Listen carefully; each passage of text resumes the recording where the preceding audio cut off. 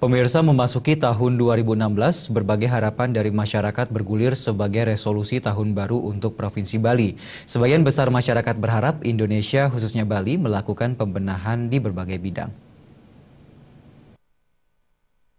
Berbagai peristiwa telah terjadi pada tahun 2015, mulai dari maraknya kasus korupsi dan kasus kriminal, hingga bentrok antar ormas yang berimbas terhadap berbagai sektor, serta penolakan reklamasi Teluk Benoa yang tidak kunjung direspon. Tahun 2015 juga merupakan momen lahirnya pemimpin-pemimpin baru di tingkat daerah se-Indonesia usai pilkada serentak. Memasuki tahun 2016 ini, berbagai harapan dari masyarakat bergulir sebagai resolusi tahun baru untuk Bali.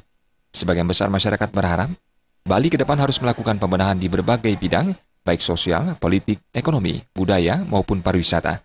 Selain itu, kejadian bentrok antar ormas yang sempat terjadi di akhir tahun diharapkan tidak terulang lagi.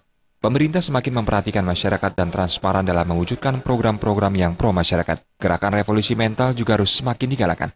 Semoga Bali ini damai selalu, serta tidak ada lagi kejadian seperti kemarin, bentrokan antar warga Bali. Itu sangat disayangkan. Pihak pemerintah terutamanya dalam hal keamanan sangat-sangat sekali diharapkan. Tergantung kepada situasi kondisi secara umum keamanan. Kini saatnya baik pemerintah maupun masyarakat bersama-sama berbenah.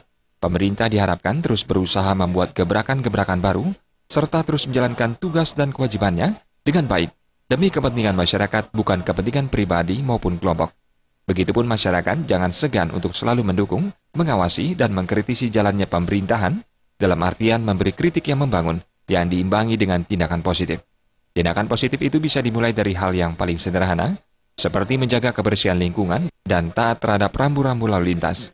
Dengan kesadaran dari berbagai pihak untuk berbenah dan bersinergi memajukan Bali, niscaya Bali ke depan akan menjadi semakin baik. Gargita dan Ali Sidi, Bali TV.